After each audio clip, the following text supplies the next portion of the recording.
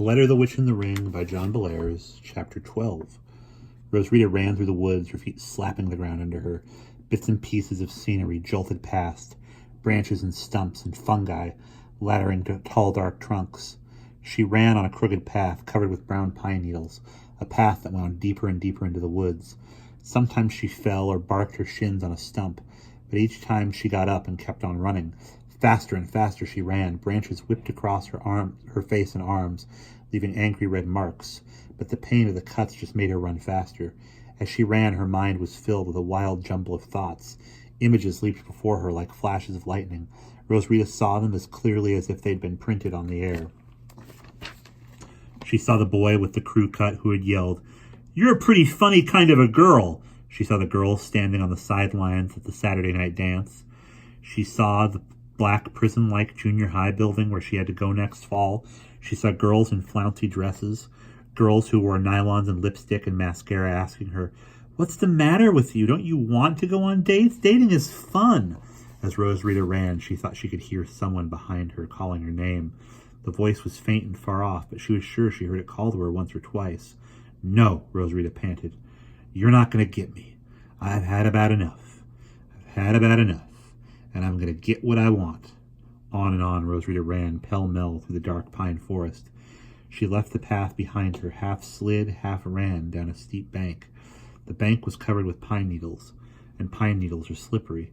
She lost her footing and tumbled head over heels. Over and over she rolled. When she got to the bottom, dazed and sick and shaken, the first thing she did was make sure that she had the ring with her. There it was, still clenched tight in her fist. Rosita opened her hand only long enough to make sure the ring was safe. Then she closed her fist tight, staggered to her feet, and started running again. There was something inside her head that kept driving her on, something relentless and mechanical, like a piston. Go on, it said. Keep going, keep going, keep going, keep going." Rosita splashed across a shallow little stream and started to climb the bank on the other side. But the bank was steep, and it was hard climbing, with one hand doubled up into a fist. Rosita paused, panting halfway up. Why not put the ring on? She opened her hand and gaped stupidly at the small, heavy object. It was too big, it would fall off her finger.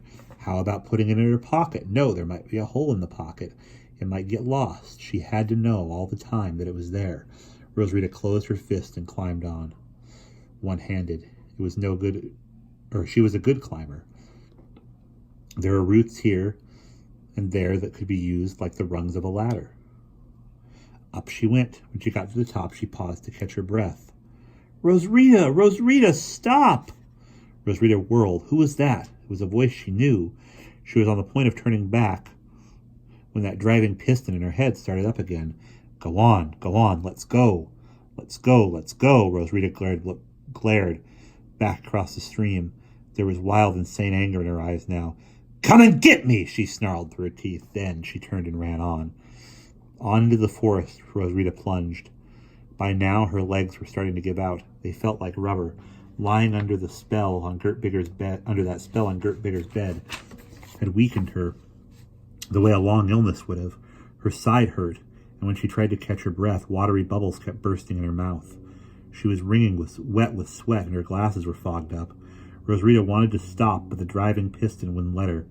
It forced her on until finally she reeled out into a little clearing. Rosita fell on her knees and looked around. Where was she? What was she doing? Oh yes, she was going to. The world was starting to spin around her. Dark trees and starlit sky and gray grass whizzed past, like the things you see out of a car window when you're going very fast. Rosita fell down on her back and passed out. The first thing Rosita saw when she woke up sometime later was a small, cold, pale moon shining down on her. She sat up and shook her head. All around her the dark trees stood, a ring of shadows cutting off escape. But she didn't want to escape, did she? No, she had come here to do something, but she couldn't for the life of her remember what it was. Rosita felt the pain in her left hand. She picked her fist up off the grass and stared at it, as if it were something that belonged to somebody else. Slowly she opened her stiff, cramped, painful fingers. In her palm lay a large battered ring. She had been holding it so long, so tight, it had dug a deep red welt into her hand. Wincing, Rosita turned the ring over with her fingers. It was made of gold, or At least it seemed to be. And it was a signet ring. There was a design cut into the flat surface on the top. A face, a staring face with blank eyeballs and lips curled into a cold, evil smile. Rosarita was fascinated by that face. It seemed so lifelike. She half expected to see the lips part and hear a voice speak, and then she remembered why she was here. Rosarita stood up, swaying in the gray moonlit clearing. She slid the ring onto the third finger of her left hand and held it there so it wouldn't fall off. Rosarita gasped. The ring had shrunken to fit her hand, but she had no time to think of these things. A voice in her head telling her what to do. She clapped 3 times in a weak imitation of Mrs. Bigger and said in a voice as loud as she could manage, I call upon Asmodai, come to me now. A shadow fell across the gray starlit grass, and Rosarita heard the harsh, whispery voice she had heard in Gert Bigger's room. I am called Asmodai. What do you want? Rosarita shivered. She felt cold and frightened and alone. She wanted to rip the ring from her hand and throw it away, but she couldn't. An insistent, angry voice, her own voice inside her head, went on talking. It told her what she had to do. It told her that she had to change, that she could solve all her problems now, if only she had the courage. It also told her that she would only have this one chance, and that she'd never get another. The whispery voice spoke again. It sounded faintly impatient. I am called Asmodai. What do you want? You are the welder of the Ring of Solomon. What do you want? I want... What I want to do is... What I want is... Rosarita, stop. Stop what you're doing and look at me. Rosarita turned. There at the edge of the clearing stood Mrs. Zimmerman. The folds of her dress were filled with orange fire, and her homely wrinkled face was lit by the light of invisible footlights. A purple halo hovered above her,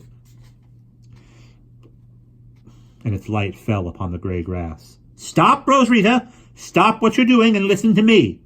Rosarita hesitated. She took the ring between her thumb and forefinger and started to take it off. It was on tight, but it could be moved. Now the voice in Rosarita's head got louder. It told her not to listen to Mrs. Zimmerman. It told her that she had the right to be happy, to do what she wanted to do. Rosarita swallowed hard and licked her lips. She turned toward the shadow that waited, hovered nearby. I want to be a... Mrs. Zimmerman spoke again in a loud, echoing, commanding voice that seemed to fill the whole clearing. I command you, Rosarita, to give me that ring. Give it to me now. Rosarita stood, hesitating. Her eyes were wide with fear. Then, like a sleepwalker, she turned and walked toward Mrs. Zimmerman. As she walked, she began working the ring loose from her finger. Up it slid, painfully, from one joint to the next. It was off now and lying in the palm of her right hand. Mrs. Zimmerman reached out and took it. She glanced at it scornfully and slipped it into the pocket of her dress. The halo faded and the footlights died. The folds of Mrs. Zimmerman's dress were just black creases now. Hi, Rosarita, said Mrs. Zimmerman, smiling. Long time no see. Rosarita looked nervously behind her, but the shadow was gone. Then she collapsed into Mrs. Zimmerman's arms and sobbed. Her whole body shook, and she cried. She felt as if she were getting something poisonous and putrid out of her system. When she had cried herself out, Rosarita stepped back and looked at Mrs. Zimmerman. Her face was pale and drawn, but her eyes were cheerful. She looked and talked like herself. What happened to you, Mrs. Zimmerman? Was all Rosarita could think to say. Mrs. Zimmerman laughed softly. I might ask you the same question, my dear. By the way, were you scared of me when I showed up just now? I sure was. I was afraid you'd wave your wand and hey! Suddenly Rosarita remembered Mrs. Zimmerman's wand had been destroyed, and she had not made another. She was next door to powerless as a witch. Then how? Mrs. Zimmerman could tell what Rosarita was thinking. She laughed again. It was a pleasant sound, and nothing like Gert Bigger's insane giggle. Rosarita, she said, chuckling. You have been flim-flammed. I bluffed you. You see, I can still make myself look pretty darn terrifying, with footlights and halos and all. But if you had chosen to go on with what you were doing, I wouldn't have been able to do a thing to stop you. Not a blessed thing. Rosarita stared at the ground. I'm glad you bluffed me, Mrs. Zimmerman. I almost did something awful, but what happened to you? The other night, I mean. Where did you come from just now? From the chicken yard, said Mrs. Zimmerman, smiling wryly. Haven't you guessed by now? Rosarita's mouth dropped open. You mean you were... Mrs. Zimmerman nodded. Uh-huh, and I'll never be able to look at a plate of chicken salad in the face again. As long as I live. Gertie did that to me with the ring, but in order for me to have been brought back to my proper shape, something must have happened to her. Do you know what it was? Rosarita was utterly confused. I thought maybe you had figured out some way to break the spell she put on you. Isn't that what you did? Mrs. Zimmerman shook her head. No, my dear. Even in the days when I had my magic wand, I would not have been strong enough to defeat someone who had a ring like that one. No, Rosarita, all I know is this. One minute I was behind the fence, leading my, she coughed, my chickeny life. And the next minute, I was standing there like my old self. Something must have happened. Maybe you can tell me what. Rosarita scratched her head. You got me, Mrs. Zimmerman. Mrs. Bigger was going to kill me with a spell, but in the middle of it all, she disappeared. She was going to use the ring to call on. It was strange. But now that she didn't have the ring on her finger anymore, Rosarita couldn't remember the name of the devil that Mrs. Bigger had called on. Asmodai, said Mrs. Zimmerman. Gee, that's it. How'd you know? You don't get a doctorate in magic arts from the University of Gotterton for nothing. Go on. Well, she called on what's-his-name, and she said she wanted to be young and beautiful and live for 1,000 years. I think it was. Anyway, she disappeared, so I figure the magic must have worked, but I guess she didn't know there'd be an earthquake along with the rest of the presto changes. The coins slid off my eyes. That's how I got loose. Lucky for you, said Mrs. Zimmerman. I'm sure old Gertie didn't count on that happening, and there may have been some other thing she wasn't counting on. Huh? What do you mean? I'm not sure what I mean just yet. Right now, however, I think we'd better be getting back to the store. When I ducked out of the chicken yard, there was an incredible ruckus going on inside the store. It sounded like they were turning the place inside out. But I figured you needed me more than they did. I just barely caught sight of you as you were hightailing it for the woods. I'm an old woman and I can't run very fast, so you got ahead of me. But I didn't have any trouble following you. You left quite a trail in the underbrush, and anyway, I was a Girl Scout leader back in the old days. Come on. As it was, Rosarita and Mrs. Zimmerman didn't have much trouble finding their way back to the store. They followed the swath of trampled grass and broken branches and muddy footprints back to the little path, and from there on it was easy. Later, the two of them were trotting briskly along the needle-strewn path, when all of a sudden Mrs. Zimmerman said, Look! She pointed off to the left, and there Rosarita saw a young, slender willow tree. It stood all alone amid tall pines. Look at what? Said Rosarita, puzzled. That willow. Oh, yeah, it's just a tree. What about it? What about it? Well, for one thing, you don't usually see willows all by themselves in the middle of pine forests. You find them in willow groves by the banks of rivers and lakes and streams. And there's something else wrong. Its leaves are trembling. Can you feel any wind? Nope. Gee, that is weird. Do you think maybe it's blowing over there but not here? Mrs. Zimmerman rubbed her chin. Tell me, Rosarita, she said suddenly, can you remember the exact words Mrs. Bigger used when she got herself changed, I mean? Rosarita thought. Gee, I don't think I can. Something about being young and beautiful and living a long time, like I said before. That tree is young, and it certainly is beautiful, said Mrs. Zimmerman quietly. And as for how long it would live, I really couldn't say. Rosarita looked at the tree, then she looked at Mrs. Zimmerman.